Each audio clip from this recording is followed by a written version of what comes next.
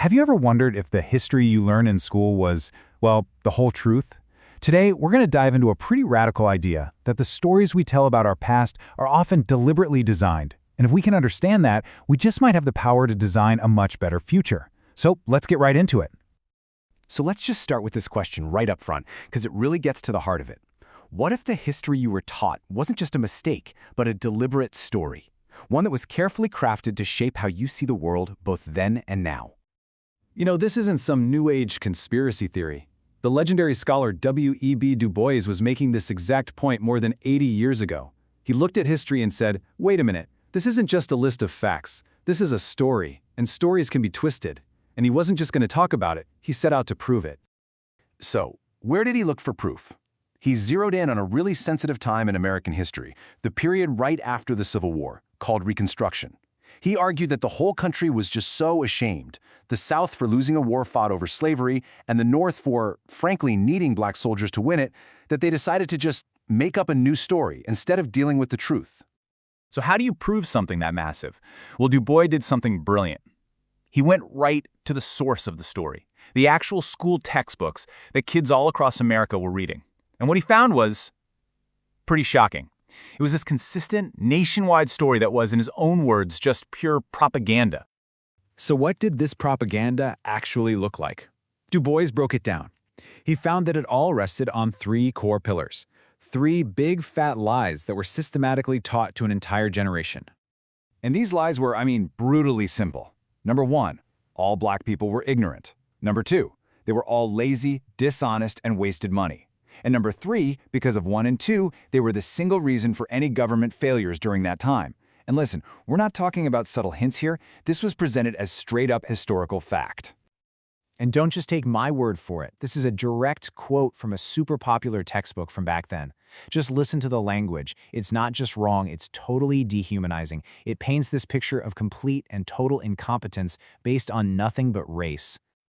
Okay, so the second lie wasn't just about intelligence, it was an attack on character.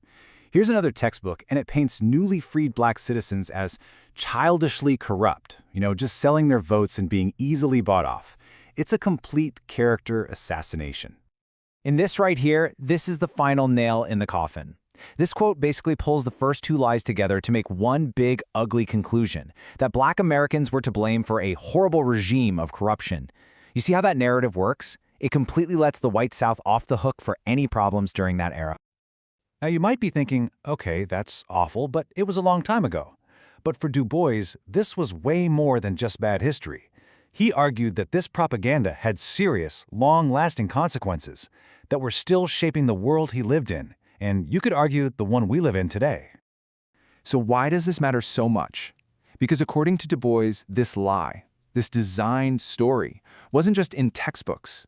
It became the very foundation, the justification for racial hatred, for segregation, for abandoning the democratic ideals the country was supposed to be about.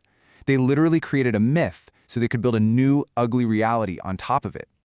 And this is where we pivot to a really powerful modern idea.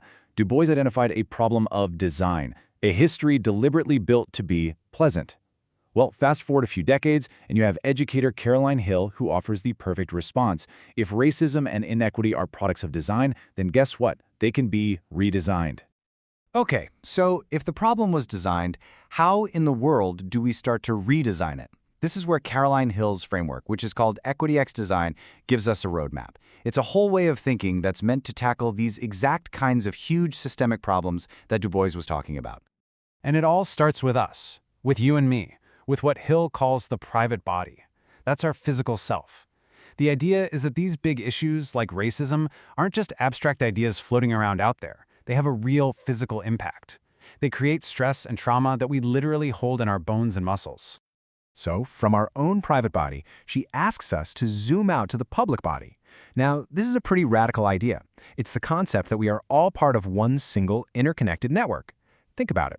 If one part of this collective body gets hurt by something like inequity, it doesn't just affect that one part. The whole system gets sick. It's a huge call to see that we're all in this together. So how do you heal this giant public body? The tool she proposes is radical inclusion. And let's be clear, this is way more than just, inviting more people to a meeting. It's about being intentional. It's the act of actively finding and breaking down the very barriers that were designed to keep us separate in the first place. And when you start thinking that way, it leads to this huge shift in what the goal even is.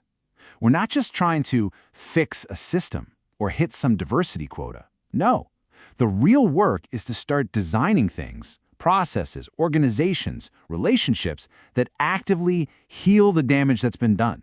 The goal becomes repair and restoration. This all leads us to a pretty incredible vision for the future, one where we stop obsessing only about the end result. It's a future where the process of coming together, of working through all the messy, difficult stuff, that becomes the product. The journey itself is the prize. I absolutely love this quote from Caroline Hill. Equity is a verb. It's not a thing you achieve, it's something you do, constantly. It's an action. And you can't build a better future using the broken blueprints of the past. You have to start living that future, practicing it right here, right now.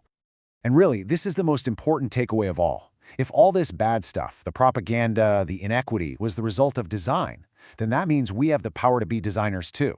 The past was built by people making choices. The present is being built by the choices we're all making every single day. That means we have agency. We're all designers. So I'll leave you with this final thought to chew on. The past didn't just happen. It was designed. The present is being designed right now as we speak. So the only real question left is, who's doing the designing? And what role are you going to play? Thanks for digging into this with me.